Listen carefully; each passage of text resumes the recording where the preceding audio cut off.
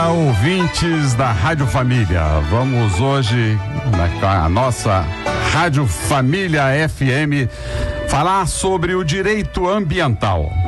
Queridos ouvintes, Deus criou o mundo e o homem está destruindo essa maravilhosa natureza por falta de cuidado com o meio ambiente. O maior de todos os mandamentos é amar a Deus sobre todas as coisas e ao próximo como a si mesmo. Naturalmente que esse mandamento inclui o cuidado com o meio ambiente, pois se não cuidarmos bem do nosso planeta e do nosso habitat, estaremos descuidando dos nossos irmãos e do nosso futuro. Pior, estamos negando qualidade de vida para os nossos filhos e para os nossos netos. Com 7 bilhões de habitantes, o papel da ecologia é fundamental. Vamos começar então apresentando os nossos convidados de hoje, desembargador Rogério de Oliveira. Bom dia, desembargador Rogério, com a palavra. Bom dia, Ciro, bom dia, ouvintes da Rádio Família FM, bom dia, desembargador Elton, meu colega quase de concurso, meu procurador Raul Teixeira. É um prazer estar de volta aqui à Rádio Família FM, que já tornou um hábito na minha vida, embora há pouco tempo ainda no programa. Toda sexta-feira estamos presentes aqui para trazer alguma coisa da justiça, como é que a justiça funciona, como é que ela podia fazer melhor, o que ela deixa de fazer. E eu estou de férias esse mês, mas eu estou lendo matérias não muito jurídicas. Eu estava lendo essa semana um livro do Tony Judice, que é O Mal Ronda a Terra. E ele faz uma citação que tem muito a ver com o nosso programa de hoje. Ele faz uma citação de um filósofo historiador do século XIX, inglês, Edmund Burke. Ele dizia o seguinte, que a sociedade é um contrato. Envolve um contrato dos vivos com os vivos, dos vivos com os mortos e dos vivos com aqueles que ainda vão viver.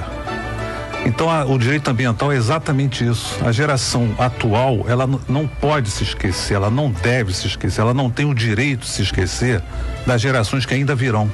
Então nós temos que deixar um mundo cada vez melhor para as crianças que não nasceram, para os homens que virão depois de nós. Então o tema de hoje, desembargador Ciro, foi muito acolhedor, muito atual e muito importante. Nós ouvimos aqui a palavra de especialista e de pessoas envolvidas com a defesa do meio ambiente aqui no estado do Rio de Janeiro e até no Brasil. Então, muito obrigado pela oportunidade e vamos prosseguir. Nós estamos falando aqui, ouvintes, do princípio da solidariedade intergeracional.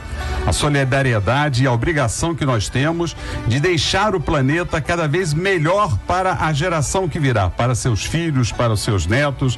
Por isso, trouxemos aqui as maiores autoridades, os maiores especialistas nessa questão, e para nossa honra, agradecendo a sua presença, a sua amabilidade, o desembargador Elton Leme. Desembargador, qual tem sido a atuação do judiciário? Que causas têm sido levadas ao judiciário na defesa do meio ambiente e da nossa natureza? Bom dia, desembargador Elton Leme.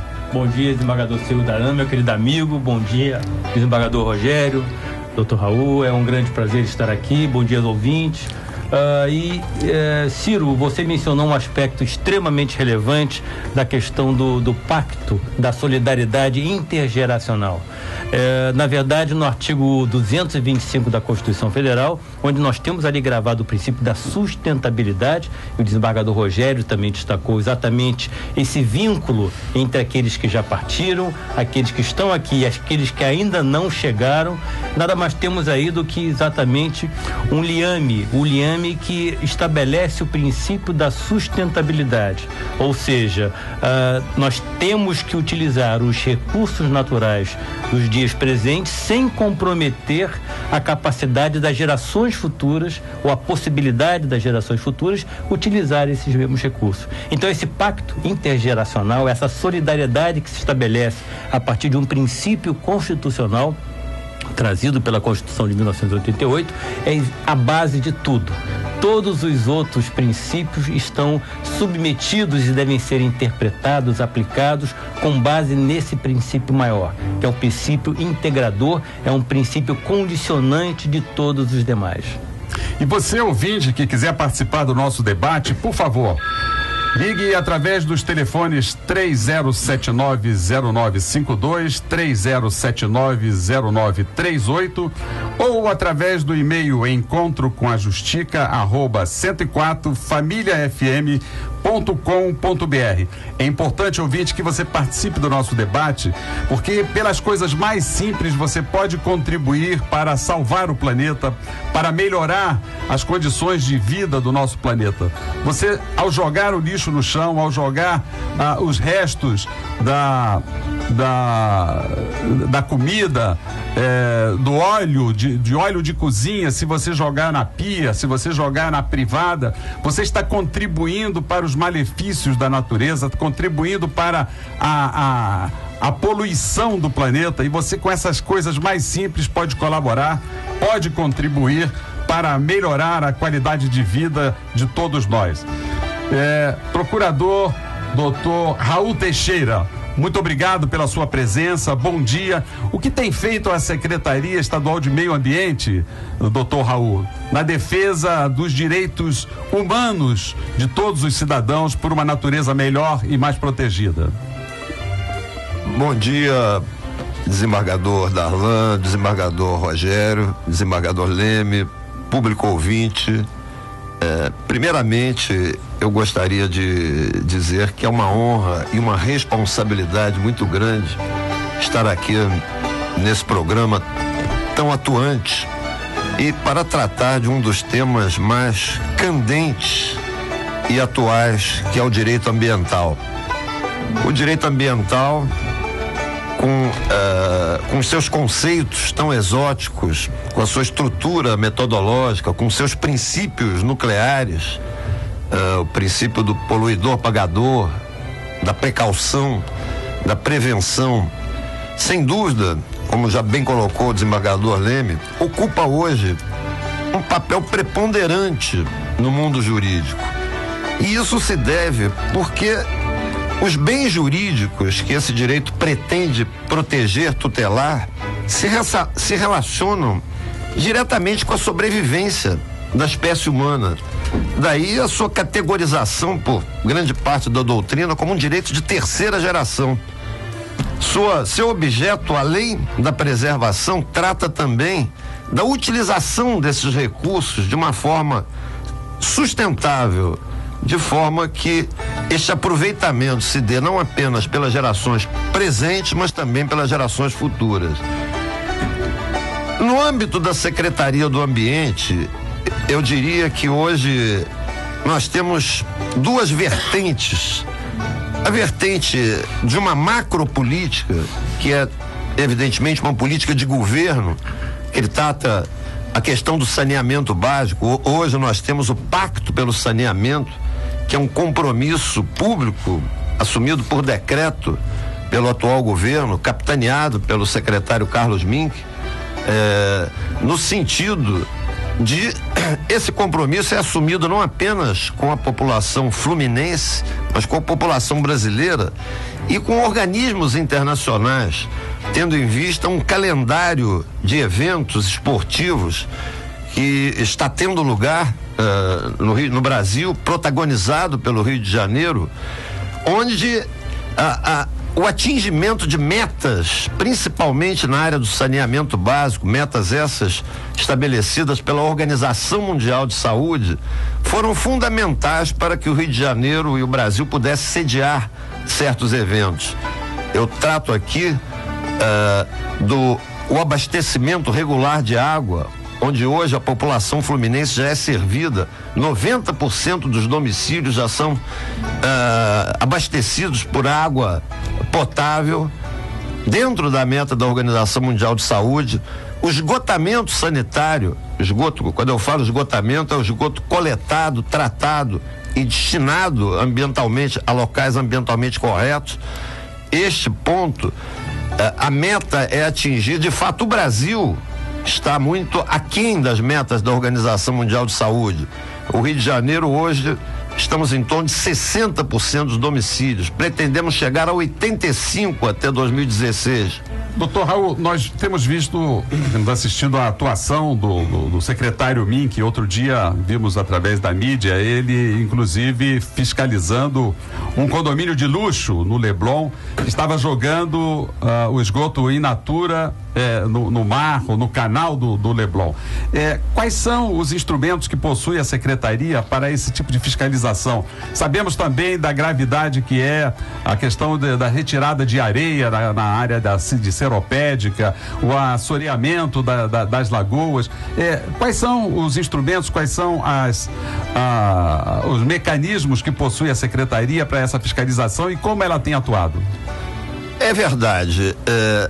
Esta atuação, quer dizer, essa seria a segunda vertente, que é uma atuação pontual da Secretaria e do INEA, que é a autarquia executora da política ambiental no estado do Rio de Janeiro, no sentido de punir os crimes ambientais, quer dizer, as ligações clandestinas, não só empresários, restaurantes, indústrias, condomínios, que muitas vezes o poder público investe uma soma muito grande de recursos em ampliação de redes, de sistemas, e certos usuários continuam destinando o seu esgoto na rede fluvial, o que é realmente um absurdo.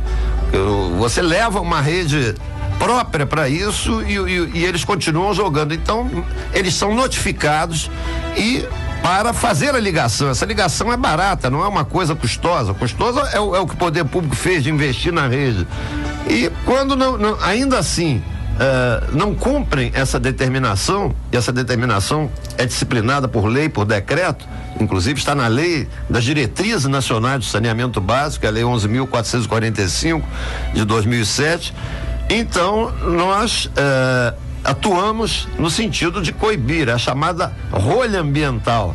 Ou seja, nós vamos diretamente e impedimos que esse esgoto seja destinado impropriamente na rede pluvial, multando e obrigando aquele consumidor a instalar, promover a ligação como deveria ser feito. Desembargador Elton, outro princípio previsto na nossa Constituição, o princípio da natureza pública, da proteção ambiental, que está na Constituição Federal, e Vossa Excelência acha que seria necessário a criação das varas ambientais, dos juízos ambientais para a melhor proteção do meio ambiente?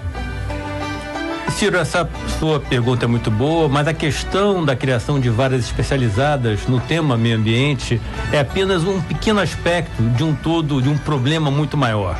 A questão ambiental na sociedade brasileira, e quando eu falo sociedade, eu não estou me referindo ao poder público, eu falo em relação a todos nós, não é uma questão prioritária. Por mais que tenhamos hoje tenhamos uma consciência relativamente avançada sobre o impacto que causamos sobre o meio ambiente, sobre as consequências negativas que as nossas várias ações têm causado ao meio ambiente, nós não ainda condicionamos a nossa conduta, a sociedade não pauta a sua conduta de acordo com esse conhecimento. Então eu poderia dizer que nós somos semi-imputáveis ambientalmente, porque nós compreendemos a gravidade do problema, mas não conseguimos nos comportar de acordo com esse entendimento. E isso tem reflexo em todas as linhas de ação. É o juiz que não consegue priorizar a questão ambiental porque ela não está dentro dele, é o cidadão que, embora saiba que tenha que lançar o esgoto dele na linha já feita pelo poder público, não o faz, causando pelo somatório de ações impactos ambientais. Então essa questão é uma questão de base. Então nós temos que cada vez mais sair da teoria e tentar na prática uma defesa mais eficaz à questão ambiental, porque a dignidade da pessoa humana passa obrigatoriamente pela proteção do meio ambiente. O meio ambiente ecologicamente equilibrado é um princípio constitucional, é um direito fundamental, e a dignidade da pessoa humana está atrelada de forma inseparável desse princípio. E a Secretaria de Meio Ambiente do Rio de Janeiro tem feito um trabalho primoroso, o secretário Carlos Mink tem feito um trabalho primoroso só em áreas de conservação, em unidades de conservação. O Rio de Janeiro, nos últimos anos, eu venho acompanhando com muito interesse, tem multiplicado essas áreas de preservação com a implantação, não só a implantação de parques estaduais e outras unidades de conservação, mas também criando estrutura de fiscalização, que não basta só criar sem implantar o sistema de guardas-parque, enfim, todo um sistema muito mais amplo. A questão do esgotamento sanitário, embora o nosso Tribunal de Justiça tenha uma jurisprudência muito avançada na questão do esgotamento sanitário, porque só interpreta a existência do esgoto sanitário que pode ser cobrado se todas as etapas, desde a coleta, o transporte, o tratamento e a disposição adequados, forem alcançados. Mas há um decreto que flexibiliza, digamos assim, contra a lei essa forma de entender. Decreto absolutamente ilegal, inconstitucional. É inconstitucional, porque ele autoriza um crime ambiental. Então, se ele autoriza um crime ambiental, autoriza a poluição e permite que o poder público cobre, e as suas autarquias, enfim, empresas públicas, cobrem pela poluição. Então é um contrassenso e é contra a própria Constituição, a razão de existir da Constituição e as regras ambientais. É importante, Ciro, nós observarmos a nossa prática, a nossa teoria, porque a nossa teoria ambiental, ela é muito perfeita, muito avançada, mas a prática, como o Elton disse aqui, da sociedade brasileira e das autoridades brasileiras, fica muito aquém do que a nossa legislação permite. Esse exemplo do esgotamento sanitário, isso é um exemplo clássico. O tribunal está absolutamente fechado nessa posição de que o esgotamento sanitário é primordial ao próprio ambiente. Não basta você coletar sem tratar. Nós temos várias ações no interior do estado em que algumas empresas privadas, foram concedidas esse serviço, apenas coletam e jogam no Rio Paraíba. Isso aí deixa o Deus dará.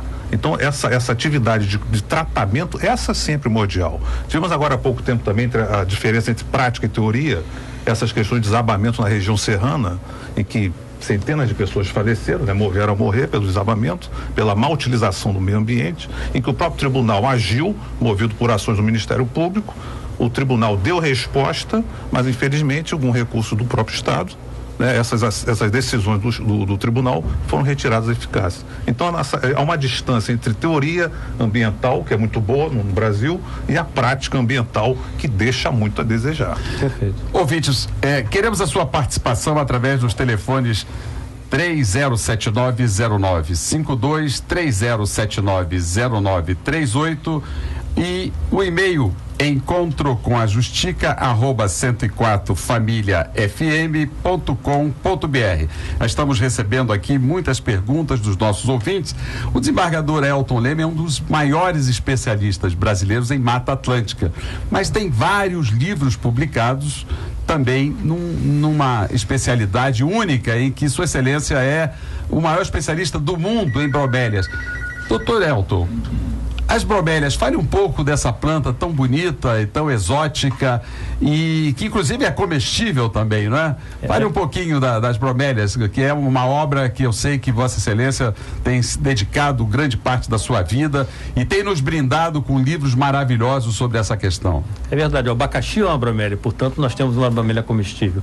A família das bromélias abrange cerca de 3.000 espécies e é apenas um dos elementos da biodiversidade dos vários ecossistemas brasileiros. E a Mata Atlântica é pródiga, é rica em espécies de bromélia. E a bromélia tem um papel fundamental nesses ambientes.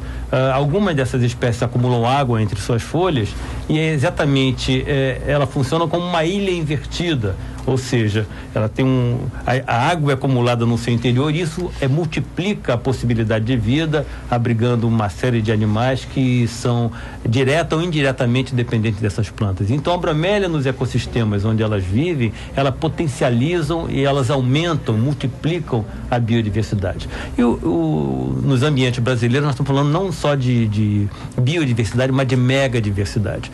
Então nós temos uma imensa um imenso universo de formas variadas de vida, e o problema maior que quando tratamos de megadiversidade e tratamos de extinção de ecossistemas, que hoje nós não falamos mais de extinção de espécies, são os ecossistemas que estão agonizando, então nós podemos imaginar a gravidade do problema quando nós reduzimos essas áreas que são amostras da nossa biodiversidade, e a perda dessa biodiversidade que tem acontecido nos últimos anos. Doutor Raul, vários ouvintes já estão nos procurando, fazendo perguntas e participando, e os ouvintes podem participar através dos telefones 3079-0952, 3079-0938 e do e-mail encontrocomajustica@104familiafm.com.br. O Afonso de Queimados está perguntando aqui o que é meio ambiente, qual a definição, mas não uma definição técnica, uma definição para que os nossos ouvintes possam entender o que exatamente é o meio ambiente. E também o Daniel da Pechincha e a Marilza de Niterói está fazendo uma pergunta dentro da sua simplicidade, mas muito interessante. Ela pergunta se é proibido ter poço na sua residência. As perguntas são muito pertinentes e certamente com toda a humildade a gente tentará esclarecer aquilo que os ouvintes estão indagando. Com toda certeza, o meio ambiente é exatamente o espaço que se vive, é um espaço em que se respira, o espaço em que o ser humano se alimenta. Esse espaço exatamente deve ser buscar a melhor qualidade possível para ele. É uma busca que ao longo do tempo temos a sociedade humana muitas vezes tem negligenciado nessa qualidade, mas hoje já há uma consciência muito grande que a qualidade do meio ambiente deve ser preservada. O Brasil, por exemplo, ele tem um grande desafio. O Brasil precisa crescer, precisa avançar tecnologicamente, precisa gerar empregos, e o grande desafio é compatibilizar esse desenvolvimento econômico, a geração de empregos, colocar o Brasil no patamar que ele sempre mereceu, essa grande nação, com a sustentabilidade ambiental, quer dizer, como desenvolver sem aviltar o meio ambiente, esse ambiente que o ouvinte acaba de perguntar o que é.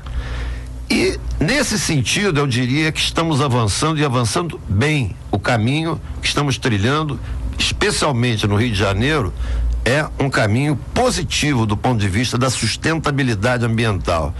Investimentos, o Rio de Janeiro lidera os investimentos, mas uma das ferramentas mais importantes que se utiliza para conter e preservar, inclusive a Mata Atlântica, que o desembargador Elton aqui colocou, que são o licenciamento ambiental.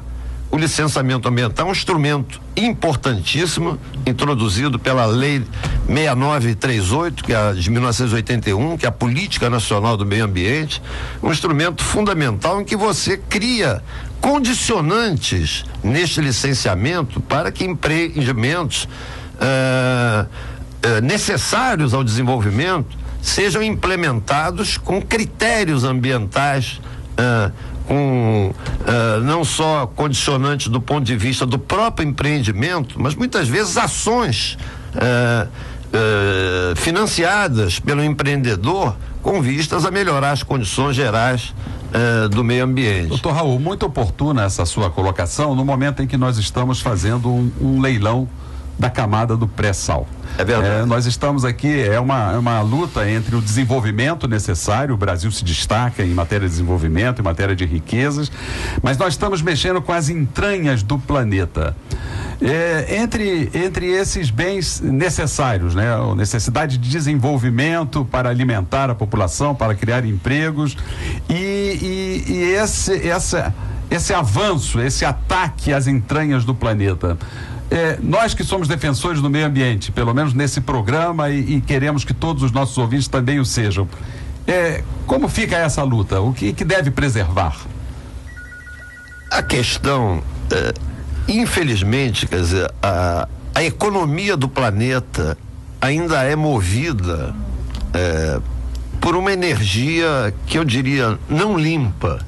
Quer dizer, não há como abrir mão ainda do petróleo, do óleo, enfim, que são agentes extremamente impactantes do ponto de vista ambiental. Doutor Raul, só uma parte aqui. Há pouco tempo o Equador, as entidades ambientalistas do Equador tentaram fazer um acordo que seria inédito na história humana. Essas entidades pediriam às empresas para não extrair o petróleo do Equador, e as empresas, então, para manter o meio ambiente do Equador, do país Equador, pagariam um imposto, né, para não extrair. Você soube disso, desembargador Leme.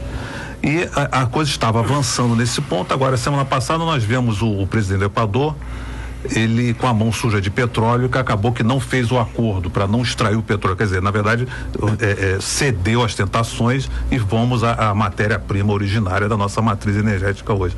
Então, essa luta, né, contra a exploração do óleo, do petróleo, isso é uma luta meio desigual. E a nossa ouvinte Marilza insiste na pergunta: é proibido ter poço na residência? Não, não é proibido. Mas, evidentemente, que se o poder público disponibiliza uma rede com água potável, tratada, não há porquê, e é um custo em conta, não há porquê ela deixar de usar uma água que é melhor. A água do poço, ela poderá ser utilizada, terá outras utilizações, mas não para o uso alimentar, para o uso da satisfação básica da sua família. Desembargador Elton, nós estamos falando aqui de energia suja, quer dizer, do que é o petróleo, e hoje a Organização Mundial de Saúde anuncia que a poluição é um dos maiores causadores de câncer do pulmão. Como Vossa Excelência analisa essa decisão, ou seja, esse diagnóstico da Organização Mundial de Saúde ante a necessidade? Antigamente dizíamos assim: respire fundo porque isso faz bem ao seu pulmão. Respirar fundo em pleno tráfego do Rio de Janeiro causa câncer? Como vamos fazer? Pois é, Ciro, na verdade a população humana é muito grande. E esse somatório de ações individuais é que causa um imenso impacto ambiental. Nós temos aí o combustível fóssil, né, exatamente nos carros, etc. Então, uma matriz energética que ainda é necessária nos dias de hoje, mas é absolutamente incompatível com a capacidade que o planeta Terra tem hoje de neutralizar esses impactos que nós estamos causando. Então, a própria questão do pré-sal, enfim, é uma matriz energética, eu diria que quase que estratégica ainda num futuro breve, mas que não tem condições de se sustentar, de se manter para um futuro com uma população cada vez maior, portanto, com impacto cada vez maior no meio ambiente e com um retorno negativo para o próprio homem. O homem integra o meio ambiente. Ele não consegue se separar. Quando o Congresso Nacional altera a lei, o Código Florestal, que era uma lei primorosa, com base até em princípios da boa-fé objetiva ambiental, expressada na sua exposição de motivos, mas de qualquer forma, quando se estabelece um embate entre ruralistas e ambientalistas, na verdade, uma visão extremamente superficial, porque o meio ambiente, os efeitos negativos, as consequências negativas se projetam em cima de todos, ambientalistas e ruralistas. A produção vai cair, como cai mesmo, e o desembargador Rogério mencionou a questão do Equador.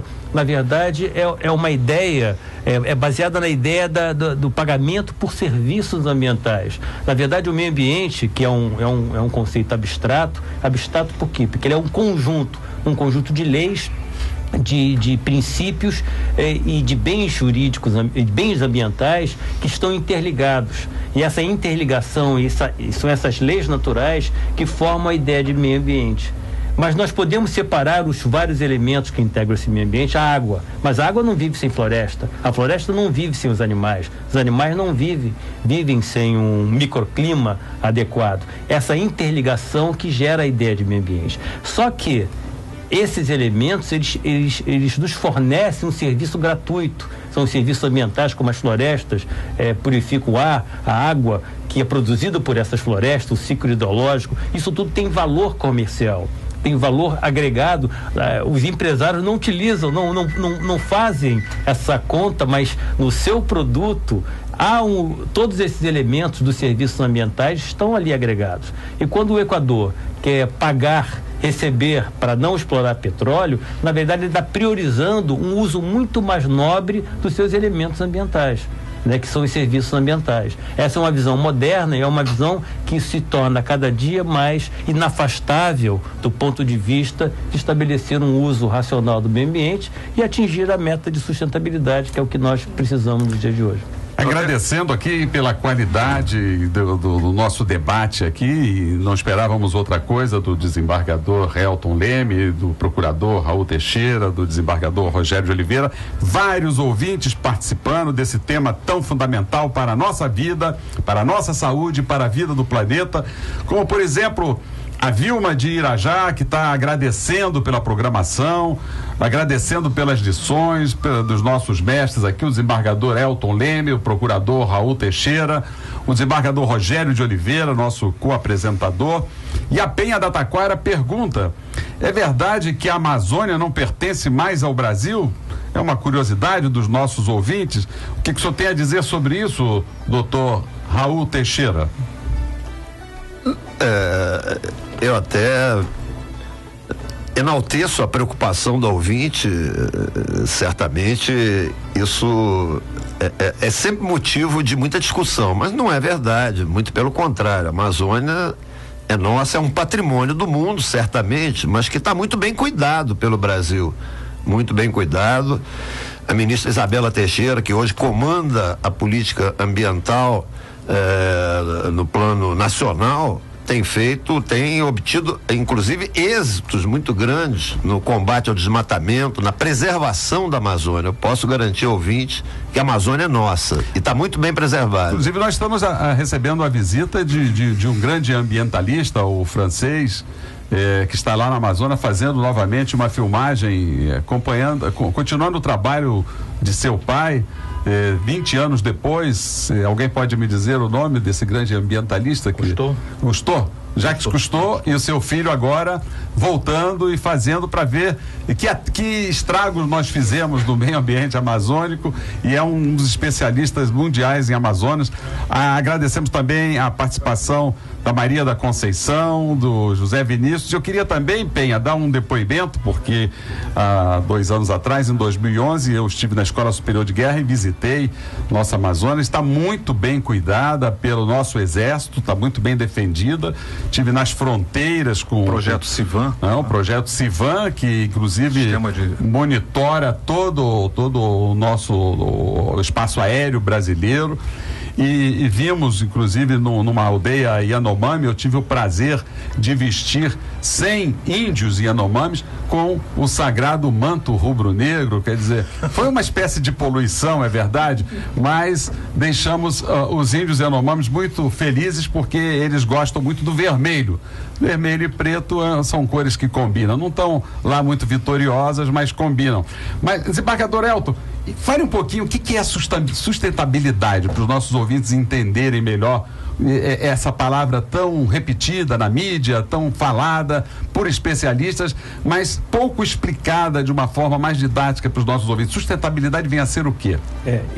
Essa sua observação é muito importante, porque se diz que tudo hoje é sustentável, e tem práticas absolutamente insustentáveis que são colocadas sob o manto da sustentabilidade. A sustentabilidade nada mais é do que a capacidade de utilizar os recursos naturais sem comprometer a capacidade das gerações futuras de utilizar esses mesmos recursos. É exatamente aquilo que eu falei no início. É esse elo entre quem está aqui e quem não chegou ainda, de forma a não comprometer as habilidades das gerações futuras de utilizar esses recursos, mesmo porque a forma como hoje nós utilizamos será aperfeiçoada pela tecnologia, pelo conhecimento, e cada vez mais nós vamos potencializar o uso de tudo, dos recursos naturais, da biodiversidade, por exemplo, e vamos utilizá-la de forma melhor. cada vez tirando mais proveito com menos impacto, porque isso que a tecnologia, o conhecimento tem proporcionado. Mas essa é uma regra de vida. Na verdade, a atividade de mineração, a atividade de petróleo é insustentável, porque ela consome o elemento que utiliza e esse elemento se acaba. Não se renova então, mais. Não se renova. Então ela não é sustentável porque ela compromete de forma definitiva a possibilidade da nova geração, aqueles que não chegaram ainda ao planeta, utilizar aquele recurso que não existirá mais. Então o que nós temos que evitar hoje é essa forma de utilização de recursos naturais, porque esse impacto que é irreversível, ele tem um preço que já está sendo cobrado, né? O aquecimento global digamos assim, um sintoma da forma insustentável como hoje nós vivemos, ou seja, é claro que os fenômenos climáticos acontecem de tempos em tempos.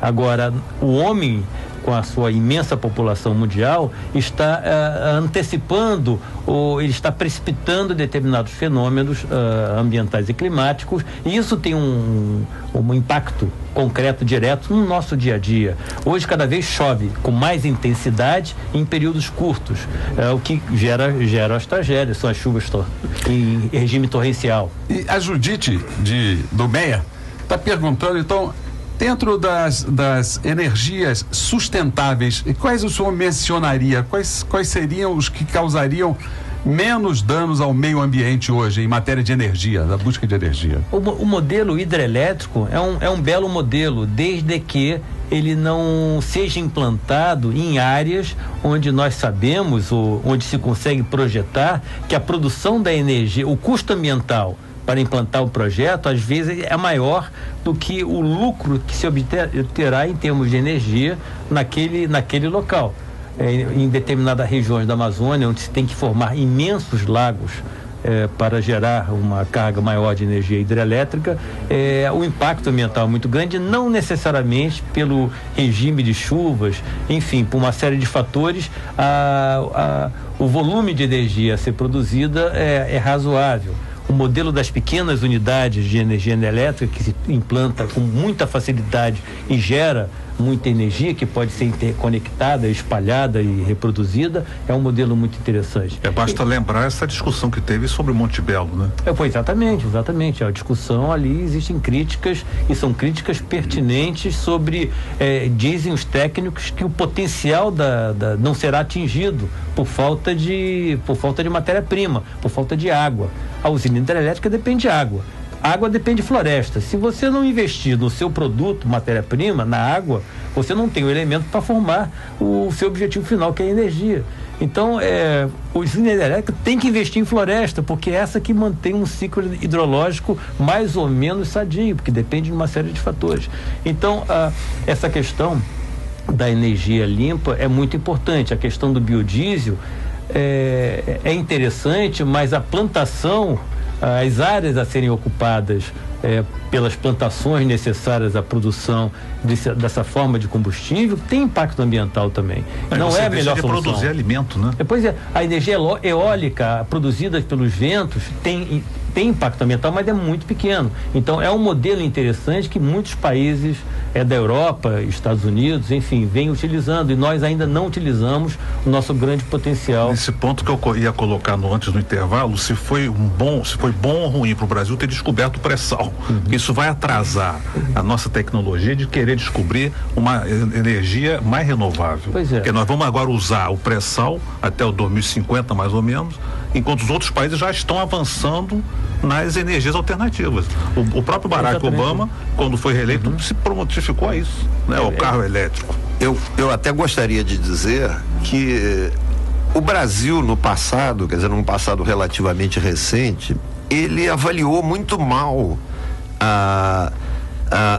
as crises do petróleo. Quer dizer, a primeira crise do petróleo, que se deu em 1973, quando os países produtores da OPEP, especialmente os países árabes, mostraram ao mundo que na relação de preços da economia capitalista, aquele insumo não mais custaria o que sempre custou, um preço ínfimo. O Brasil continuou tomando recursos no mercado financeiro internacional a taxas flutuantes de uma forma muito irresponsável para comprar petróleo, quando na verdade, se o crédito não era fácil e barato, era para ter investido em fontes alternativas. Claro. E isso só foi feito quase às vésperas, já talvez, não sei, no governo Geisel. Nós até hoje estamos comprando petróleo, né?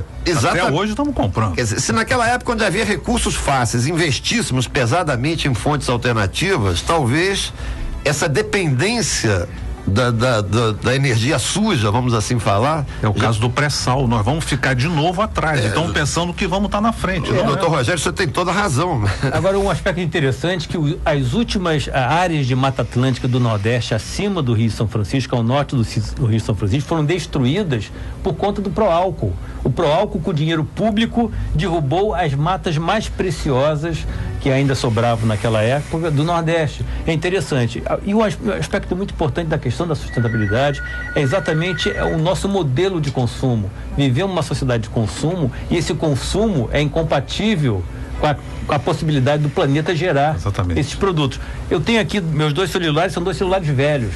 Eu não troco porque eles funcionam bem, mas as pessoas trocam todo ano, cada vez por um mais novo. Isso tem impacto ambiental. Então, essa forma de viver consumindo sem limites tem um grande impacto ambiental. Então, essa é a contribuição que cada cidadão pode dar. Né, repensar a sua forma de lidar com os produtos, porque os produtos, todos eles têm elementos ambientais, por mais que pareçam sintéticos. Então, ouvinte, você é corresponsável pela proteção do planeta, pela proteção do meio ambiente. E participe do nosso programa através dos telefones 30790952, 30790938 e do e-mail encontrocomaJustica@104familiafm.com.br. Assista também o nosso programa no site www.redejuridicatv.com.br. Heloísa de São Conrado, doutor Raul, diz que a gente usa muito a sopa de letrinha, nós especialistas costumamos ter uma linguagem própria. Então ela pergunta, o que é APP? O que é Área de Preservação Permanente? Para que os nossos ouvintes entendam melhor. A APP, as áreas de preservação permanentes, é um conceito trazido pelo Código Florestal. São áreas onde elencadas no Código Florestal e repetida no atual Código Florestal, em que não se pode, evidentemente, nada fazer ali sem a menos que haja um interesse público demonstrado que possa autorizar uma intervenção do homem naquela. E aí citaríamos as faixas marginais de proteção, que são 30 metros às margens dos rios, as áreas de topo de morro, enfim, uma série de áreas ali elencadas no Código Florestal que não podem sofrer nenhuma perturbação por parte da ação humana. O nosso ouvinte, nós temos o privilégio de tê-lo como ouvinte, Marcelo Barros, que é o diretor de esporte da Rádio Família FM, está nos fazendo uma pergunta e eu aproveito para endereçar ao senhor, doutor Raul. O que é zoneamento ecológico?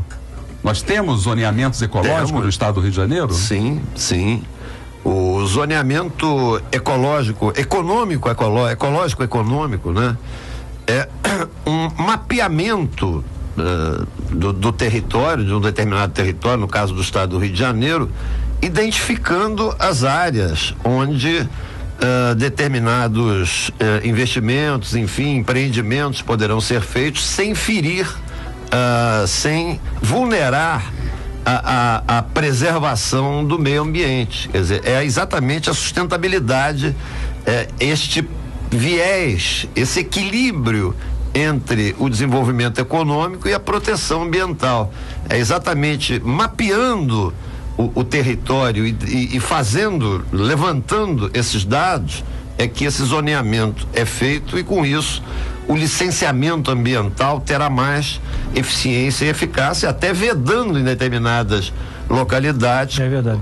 Um determinado. E existe um aspecto importante, uma semelhança entre a APP, a área de de preservação permanente e o zoneamento econômico ambiental, ambiental, econômico, ecológico ambiental, que é exatamente o princípio da vocação natural do terreno ou da interdição natural do terreno. Aquele terreno está vocacionado para ser mantido porque ele é mais frágil. E o zoneamento, ele observa essa característica. Exatamente. Cada região, na Lagoa Rodrigo de Freitas, nós vamos aterrá-la e construir um shopping center no meio dela, porque a vocação dela não é para a construção. Ela se destina a uma função outra. E o Código Florestal, ainda o falecido Código Florestal, ele trouxe essa ideia, que bastava o homem comum olhar para o terreno e ele constataria que aquele terreno se presta para aquilo ou para outra coisa, enfim. Ele próprio teria o discernimento, o homem médio, que é o princípio que eu mencionei aqui da boa-fé objetiva ambiental, né? Então, o Código Florestal que foi modificado de forma intensa, ele trouxe princípios muito importantes e que se projetam em toda a legislação ambiental, como no caso do Dr. Raul destacou a questão do zoneamento. Jaqueline Oliveira de Bangu está querendo saber, Poço das Antas, ali a reserva biológica de Poço das Antas de Silva Jardim ali, que preserva o mico-leão dourado. É um zoneamento ecológico, é uma área de proteção? Não, é uma unidade de conservação. Ela é uma unidade de conservação que integra o Sistema Nacional de Unidades de Conservação, e ela foi criada com o objetivo, claro, de preservar todos os elementos que constam ali da biodiversidade, mas especificamente o mico-leão, porque ali havia uma concentração maior das populações remanescentes no mico-leão dourado, que é exatamente a espécie, que são 4 espécies de mico-leão. E o dourado, o preto, o da Bahia e o lá do Paraná. E aqui é o mico-leão dourado, que é preservado nessa região. Inclusive, eu tenho a honra de ser membro honorário da Sociedade Mico-leão Dourado, que foi criado para dar suporte para aos projetos públicos da Reserva Biológica de Poço das Antas. E eu falo sempre dessa área com muito carinho, porque é a primeira comarca onde eu fui juiz, em 1982, lá naquelas priscas eras, tomei posse em Silva Jardim e, de uma certa forma, fui também um dos cidadãos que preservamos e ajudamos a preservar essa espécie tão bonita do mico-leão dourado. Nossos ouvintes continuam participando através de Ana Cláudia de Nova Iguaçu, que manda um abraço e agradece pela qualidade do programa, e Evandro de Mesquita está perguntando o que é MDL, e ele traduz Mecanismo de Desenvolvimento. O que significa isso, doutor Raul? Mecanismo de Desenvolvimento Ambiental. Ele coloca aqui como MDL, Evandro de Mesquita. Eu não sei, não. Olha, eu não conheço essa sigla. Essa sigla... Essa sopinha de letrinha. Eu ficaria devendo ao ouvinte essa sigla, mas evidentemente que apenas aproveitando a deixa do ouvinte, para lembrar que no âmbito das políticas ambientais que vêm sendo desenvolvidas atualmente no estado do Rio de Janeiro, uma que me parece que é muito importante e que diz respeito a algo que a gente está aqui conversando bastante, que são os programas de educação ambiental. E isso é feito em parceria, não apenas com outros órgãos da administração pública estadual, mas com outros entes federativos, parcerias com a União, com o município, programas de educação ambiental em escolas, em comunidades carentes, porque pouco ou nada adianta, quer dizer, em termos que nós estamos colocando aqui, de tratar das gerações futuras, quer dizer, você coibir, ter uma política de fiscalização efetiva, combatendo os crimes, os danos ambientais, se você não educar a criança, o jovem, para que tenha uma postura do ponto de vista ambiental correta. Quer dizer, aquela questão de jogar o papel de bala na rua, jogar, os colegas aqui, os amigos falaram, quer dizer, e isso vem da educação. A educação ambiental passa por aí. E nós temos hoje uma área específica nesse sentido, promovendo a educação ambiental em todos os níveis. Isso é importante ressaltar.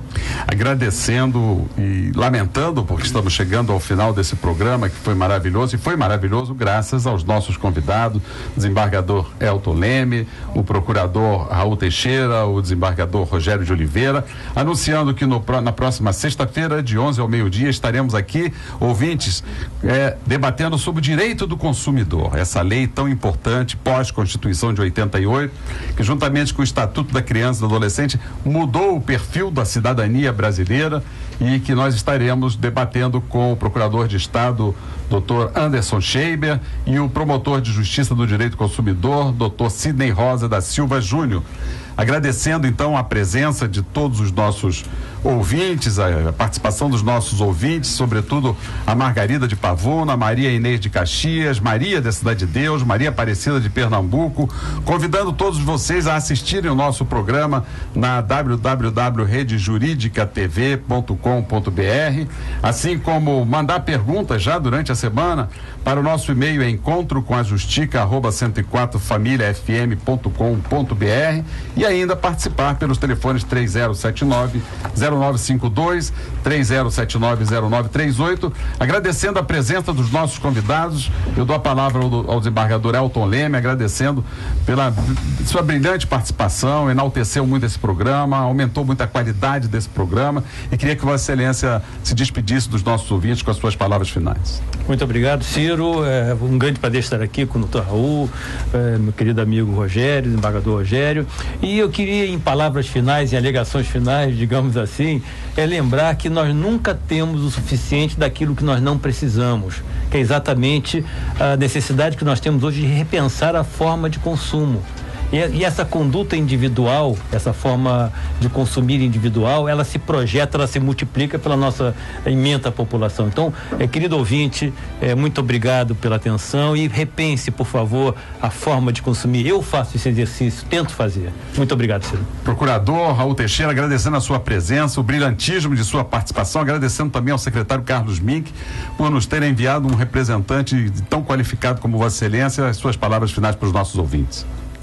Desembargador Ciro, desembargador Rogério, desembargador Leme, público ouvinte, foi para mim uma honra muito grande estar aqui participando desse programa, tratando desse tema que é candente, que é atual e que, como já foi colocado, quer dizer, isso é um exercício de cidadania. Nós estamos no Brasil hoje, consolida o seu Estado democrático de direito, com uma Constituição que já está fazendo, né, seus 25 anos, e a cidadania, nós estamos vivendo a sua plenitude. Programas como esse, comandados por Vossa Excelência, desembargador, só fazem reforçar esta tese. Muito obrigado a todos. Desembargador Rogério de Oliveira, para as suas despedidas. Quero agradecer ao nosso colega Elton, já discutimos isso há vários anos atrás, o doutor também Raul Teixeira, sobre a sua participação no Estado, e assim, lamentavelmente, constatar que nós temos muito a fazer ainda. A nossa vigilância, ela é eterna, e quando o jornal diz que houve 80% menos desmatamento, mas ainda houve 20%. Então o desmatamento continua, a vigilância tem que ser constante, a nossa atenção, o nosso carinho para com o meio ambiente tem que ser permanente. Então o mínimo detalhe nosso é importante, e a oportunidade hoje foi muito boa. Parabéns, Ciro. Agradecendo a participação dos nossos ouvintes, agradecendo a presença dos nossos convidados, também esse programa que teve como operador o nosso querido Eziel, a quem agradecemos, e que tem a produção de Francisco Rudimaci de Oliveira. Senhores, esse programa tem a finalidade de aproximar a justiça dos nossos ouvintes, dos nossos jurisdicionados, e eu quero concluir com um provérbio que está na Bíblia, já que nós estamos numa rádio cristã, que diz assim: o Senhor fez conhecer a salvação e às nações revelou a sua justiça. Este programa é para revelar a verdadeira face da justiça, para que você a conheça, participe e dê a sua opinião sobre o judiciário do Brasil. Muito obrigado a todos pela audiência.